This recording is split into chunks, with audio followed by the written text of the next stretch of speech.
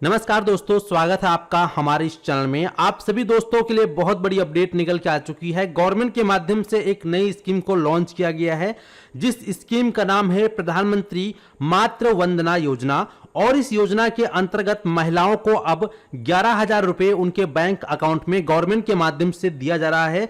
इसका रजिस्ट्रेशन भी आधार ई-केवाईसी के माध्यम से स्टार्ट कर दिया गया है और भारत के सभी नागरिक खुद से ही इस वीडियो को देखकर अपना पंजीकरण कर सकते हैं। तो कौन कौन से लोग अपना पंजीकरण कर सकते हैं और इसमें महिलाओं की क्राइटेरिया क्या रहेगी, किस प्रकार से उनका इस योजना का लाभ मिलेगा, कंप्लीट प्रोसेस आज की इस वीडियो में हम आपको बताने वाले हैं।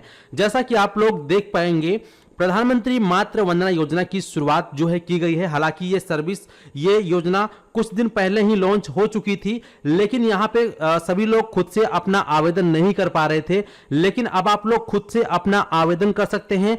आप चाहे किसी भी राज्य से हो, किसी भी गांव से भी देख रहे हो या किसी भी शहर से देख रहे हो, आप लोग यहां से अपना आवेदन खुद से कर सकते हैं। जैसा कि बताया गया है, प्रधानमंत्री मातृ वंदना योजना सभी गर्भवती महिलाओं को पहली गर्भ अवस्था के लिए 5,000 रुपए और दूसरे बच्चे के लिए 6,000 रुपए की वित्तीय सहायता राशि गवर्नमेंट के माध्यम से दी जाएगी, जिसका कि आवेदन आप लोग खुद से कर सकते हैं, जैसा कि मैं आपको आगे वीडियो में बताने वाला हूं। तो आवेदन करने के लिए आप सभी को इस वाले वेबसाइट पे आना होगा। इस वेबसाइट का लिंक आपको वीडियो के डिस्क्रिप्शन बॉक्स में भी मिल जाएगा। साथ ही साथ आप चाहें तो गूगल पे सीधा सर्च करेंगे pmmby.wcd.gov.in और इस प्रकार से ये साइट ओपन हो जाएगा। वीडियो में पंजीकरण करने से पहले आपसे एक छोटी सी रिक्वेस्ट है, अगर आप चैनल पे पहली बार आए हैं तो चैनल को सब्सक्राइब कर दीजिएगा। साथ ही साथ नोटिफिकेशन बेल आइकन को ऑल पे क्लिक करके ऑन कर लीजिएगा, ताकि आप इसी प्रकार की इंफॉर्मेटिव वीडियो सबसे पहले देख पाएं। तो चलिए इस वीडियो को शुरू करते हैं। तो आवेदन करने के लिए आपको इस साइट पर चले आना है। अब बात कर लेते हैं कि आवेदन कौन करेगा और कौन कर सकता है और किसकी क्या क्राइटेरिया है, वो मैं आपको बताऊंगा। तो सबसे पहले यहां आपको एक ऑप्शन दिख रहा है सिटीजन लॉगिन का। आप डायरेक्टली सिटीजन लॉगिन पर क्लिक करेंगे। जैसे ही आप सिटीजन लॉगिन पे क्लिक करते हैं तो आपके सामने इस प्रकार से इंटरफेस आ जाएगा। यहां पे आप अपना कोई सा भी मोबाइल नंबर डाल सकते हैं। बस ध्यान रहे कि आपका मोबाइल नंबर चालू होना चाहिए, क्योंकि उस पर ओटीपी आएगा। ठीक है, तो यहां पे आप अपना कोई सा भी एक मोबाइल नंबर डालेंगे, देन आप यहां पे वेरीफाई ऑप्शन पर क्लिक करेंगे। तो जैसे ही आप वेरीफाई पे क्लिक करते हैं मोबाइल नंबर डालकर, आपके सामने इस प्रकार से रजिस्ट्रेशन पेज आ जाएगा। यहां पर आपसे पूछा जाएगा आपका क्या नाम है, तो यहां पे आप अपना नाम टाइप कर देंगे। इसके बाद यहां पे स्टेट पूछा गया है, तो आप जिस भी स्टेट से बिलोंग करते हैं आप यहां पे अपने स्टेट का चयन करेंगे। इसके बाद जो भी आपका यहां पर डिस्ट्रिक्ट है, आप अपना यहां पे डिस्ट्रिक्ट का चयन करेंगे। इसके बाद आप गांव में रहते हैं तो रूरल का सिलेक्शन करेंगे, और अगर आप शहर में रहते हैं तो आप अर्बन का सिलेक्शन करेंगे। तो यहां पे चलिए हम गांव में रहते हैं, इसलिए हमने रूरल का सिलेक्शन किया हुआ है। इसके बाद यहां पे जो भी आपका ब्लॉक है, अपना ब्लॉक का चयन करेंगे।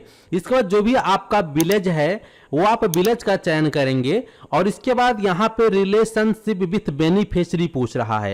तो यहां पे आपको समझने वाली बात यह है कि आप जिसके लिए आवेदन कर रहे हैं उसका आपके साथ क्या रिश्ता है। जैसे कि मान लीजिए आप उस बच्चे के फादर हैं, या फिर आप उस बच्चे के फादर इन लॉ हैं यानी कि ससुर हैं, या उनकी माताजी हैं, या फिर सास हैं यानी कि मदर इन लॉ, या फिर कोई अदर पर्सन है, या आप खुद सेल्फ, आपकी खुद की फैमिली है तो सेल्फ का भी ऑप्शन का सिलेक्शन कर सकते हैं, या फिर आप स्पाउस यानी वाइफ है तो स्पाउस का सिलेक्शन आप कर पाएंगे। तो यहां पर जो भी है आप वो सेलेक्ट करेंगे। हमारे केस में यहां पर हम फादर हैं तो हम यहां पे फादर को सेलेक्ट करेंगे। आपके केस में जो भी है आप अपने अनुसार यहां पर सेलेक्ट कर लेंगे। रिलेशनशिप विथ बेनिफिशियरी में इसका आपको अच्छे से ध्यान रखना है। अब आप में से काफी सारे लोग सोच रहे होंगे रिलेशनशिप बेनिफिशियरी का मतलब। तो दोस्तों यहां पे मैं आपको बता दूं, जैसे कि इस पोस्ट में यहां पे साफ साफ लिखा गया है कि सभी गर्भवती महिलाओं को पहली गर्भावस्था के लिए 5,000 रुपए और दूसरे बच्चे के लिए 6,000 रुपए की वित्तीय सहायता राशि दी जाएगी।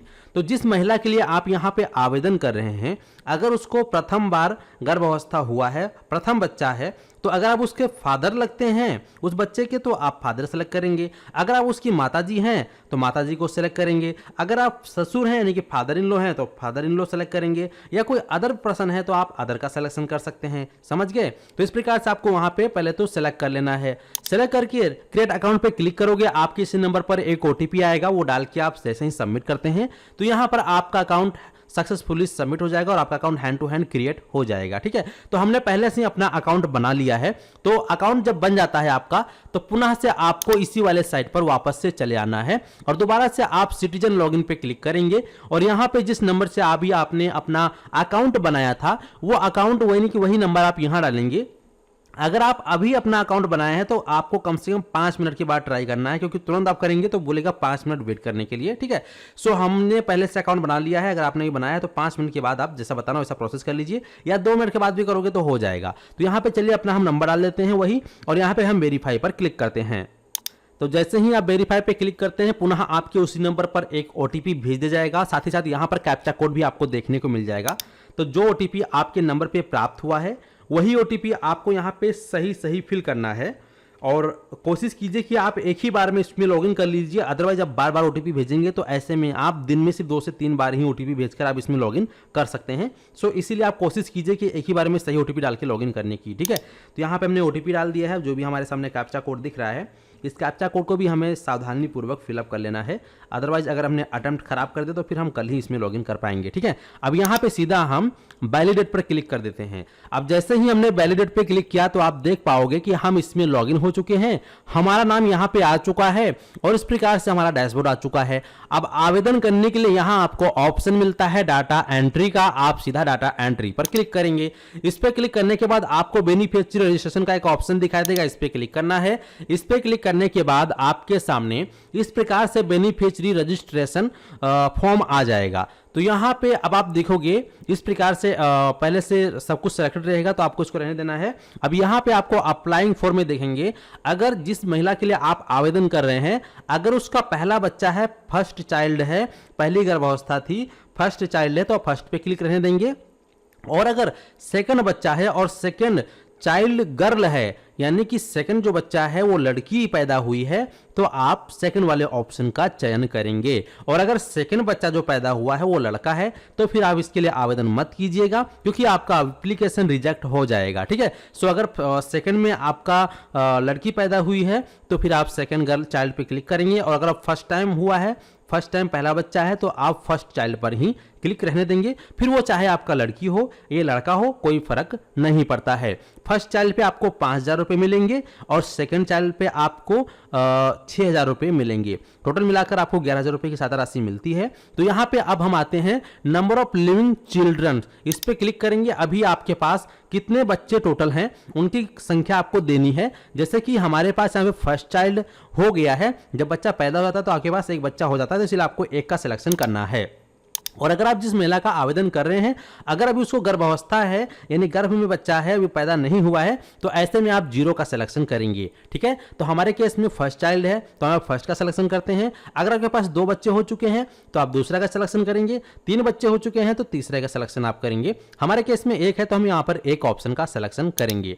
इसके बाद थोड़ा सा स्क्रॉल करते हुए नीचे आएंगे, अब यहां पर देखेंगे कुछ इंफॉर्मेशन आपको इंग्लिश में लिखी हुई दिखाई देगी। तो यहां पर दोस्तों साफ साफ बताया गया है कि जो आपको पेमेंट गवर्नमेंट के माध्यम से दी जाएगी वो आपके आधार डीबीटी लिंक बैंक अकाउंट में दी जाएगी। इसके लिए आपसे आपका बैंक अकाउंट नहीं मांगा जाएगा, आपके आधार नंबर के थ्रू ही आपके बैंक अकाउंट में पैसे डाले जाएंगे। तो ऐसे में आपको यह सुनिश्चित कर लेना है कि आपके बैंक में आपका आधार डीबीटी लिंक होना चाहिए। सीधी सी बात कहें तो फिंगर से आपका अगर पैसा निकलता है तो फिर आप समझ जाइए कि आपका आधार डीबीटी लिंक है, सक्रिय है। अगर आपका फिंगर से पैसा नहीं निकलता है बैंक से तो ऐसे में आपका आधार डीबीटी लिंक नहीं है। आपको जाके आधार डीबीटी को लिंक करवाना होगा, अपने बैंक में जाना है, आधार कार्ड बैंक की कॉपी देनी है और बता देना है कि हमें लिंक कराना है, तो आपका लिंक हो जाएगा, तभी आपको अप्लाई करना है। अगर लिंक है तब तो आप फॉर्म भर लीजिए। अब यहाँ पे आपको उस महिला का जैसा आधार कार्ड में नेम है वो नेम टाइप करेंगे, उसका आधार कार्ड नंबर आपको यहाँ पे डालना है। इसके बाद जो भी उसके आधार कार्ड में डेट ऑफ बर्थ है वो डेट ऑफ बर्थ यहाँ डालेंगे। जो भी डेट ऑफ बर्थ आप यहाँ डालेंगे वो डेट ऑफ बर्थ यहाँ पे ऑटोमेटिक एज में कन्वर्ट हो जाएगा। इसके बाद यहाँ पे कैटेगरी आएगा, कैटेगरी में अदर SC ST है। तो यहाँ पे मान लीजिए कि अगर OBC या जनरल हैं या OBC कैटेगरी के हैं, जनरल कैटेगरी के हैं, तो आप अदर्स का सिलेक्शन करेंगे। और अगर आप SC के हैं या फिर ST के हैं तो अपना वो कैटेगरी आप यहाँ पे सेपरेटली चेक कर सकते हैं, सेलेक्ट कर सकते हैं। ठीक है, तो हमने इस प्रकार से सेलेक्ट कर लिया है। अब इसके बाद मोबाइल नंबर बिलोंग टू, तो इस पर क्लिक करेंगे। इस प्रकार से मोबाइल नंबर यहाँ पे किसका यहाँ पे लगा हुआ है, फादर का है, मदर का है, हस्बैंड का है, सेल्फ का है, फादर इन लॉ, या मदर इन लॉ या अदर जो भी है वो सिलेक्शन करेंगे। तो हमारे केस में मैं फादर हूँ तो मैं फादर का सिलेक्शन कर लेता हूँ, क्योंकि मैं खुद ही अपनी बच्ची का फॉर्म यहाँ पे अपनी वाइफ के लिए अप्लाई कर रहा हूँ। ठीक है, अब यहाँ पे एलिजिबिलिटी प्रूफ मांग रहा है। एलिजिबिलिटी प्रूफ में तो इस पर आप डॉक्यूमेंट पे क्लिक करोगे। ठीक है, थोड़ा सा हम नीचे आते हैं, आपको दिखा देते हैं प्रॉपर तरीके से। तो यहाँ आप जैसे ही सेलेक्ट डॉक्यूमेंट पे क्लिक करते हैं तो आपको कई सारे डॉक्यूमेंट्स देखने को मिलेगा, जैसे कि आपकी नेट फैमिली इनकम 8 लाख रुपए से ज़्यादा नहीं होनी चाहिए, तब आप इसके लिए एलिजिबल रहेंगे। आपका मनरेगा जॉब कार्ड अगर बना है तो भी आप एलिजिबल हैं, या फिर आपका अगर PM किसान सम्मान निधि योजना के अंतर्गत नाम है, आपको किस्त मिलता है तो भी आप इसके लिए एलिजिबल हैं, यानी कि महिला के लिए, समझ रहे हैं। इसके बाद यहाँ पे वुमन होल्डिंग ई श्रम कार्ड, अगर उसका ई श्रम कार्ड बना है तो भी वह जो है इस योजना के लिए एलिजिबल है। या फिर अगर उसका प्रधानमंत्री आयुष्मान भारत लिस्ट में नाम है और उसका आयुष्मान कार्ड बना है या नहीं भी बना है तो भी कोई दिक्कत नहीं, उसका तब भी वो इस योजना के लिए एलिजिबल है। अगर उसका BPL राशन कार्ड बना है तो भी इस योजना के लिए भी एलिजिबल है। या फिर अगर वह अगर 40% डिसेबल है, दिव्यांग है, तो भी वह इस योजना के लिए जो है अलाउ है, उसके लिए वो कर सकता है। या फिर प्रेग्नेंट एंड लैक्टेट होता है एक आशा का या आंगनवाड़ी कार्यकर्ता के द्वारा एक कार्ड जारी किया जाता है, अगर वो आपके पास में मौजूद है तो भी आप इस योजना के लिए एलिजिबल हैं, आप आवेदन कर सकते हैं। या फिर अगर आपका राशन कार्ड में नाम है, आप राशन कार्ड के अंतर्गत आते हैं तो भी आप इस योजना के लिए जो है आप आवेदन कर सकते हैं। तो हमारे केसेस में यहाँ पर इनका ई श्रम कार्ड बना है तो हम यहाँ पर ई श्रम कार्ड का सिलेक्शन करेंगे। वैसे लगभग सभी लोग का ई श्रम कार्ड बना है तो हम यहाँ पर इसीलिए इसी को सेलेक्ट कर रहे हैं। आपके पास जो भी इसमें से डॉक्यूमेंट है आप सेलेक्ट करके वो डॉक्यूमेंट आपको अपलोड भी करना पड़ेगा, ध्यान रहे। तो हम यहाँ पे ई श्रम कार्ड सेलेक्ट कर लेते हैं। इसके बाद हम ये उस ई श्रम कार्ड का हमें आइडेंटिटी नंबर, जो भी डॉक्यूमेंट आप अपलोड करेंगे उसका एक आइडेंटिटी नंबर होता है। जैसे ई श्रम कार्ड में UN नंबर होता है 12 अंकों का, तो हम UN नंबर यहाँ डालेंगे और वो PDF यहाँ पे अपलोड कर देंगे। इसके बाद यहाँ पे आता है MCP कार्ड डिटेल। अब ये MCP कार्ड क्या है? तो दोस्तों MCP कार्ड जब महिला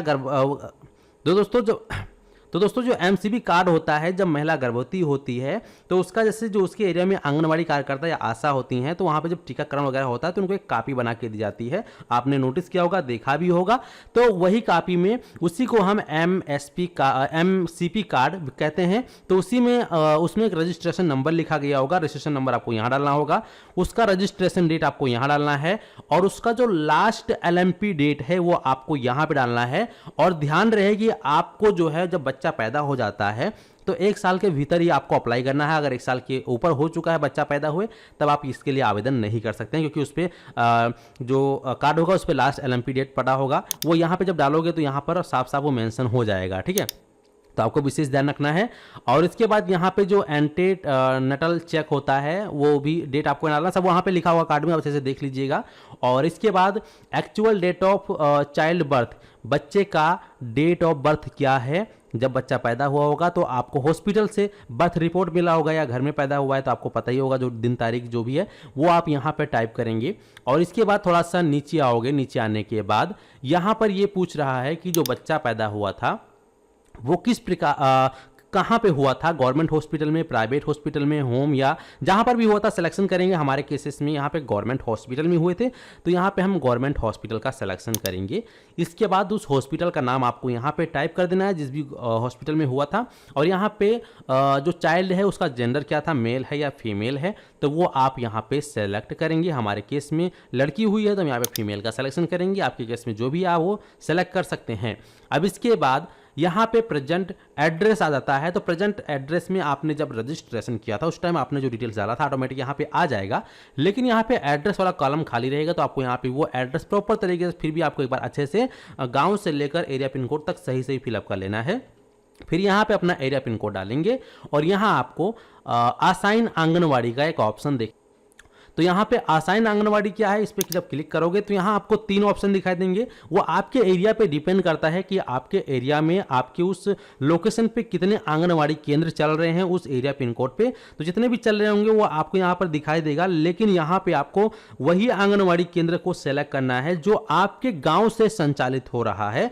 तो वो पता करने के लिए अगर 2-3 आपके यहाँ पे शो कर रहा है तो आपके एरिया का जो भी आंगनवाड़ी कार्यकर्ता हैं या आशा हैं उनसे आपको पूछ लेना है कि आपके वहाँ का आंगनवाड़ी का रजिस्ट्रेशन नंबर वगैरह क्या है, तो बताएंगे, फिर वही आपको सेलेक्ट करना है।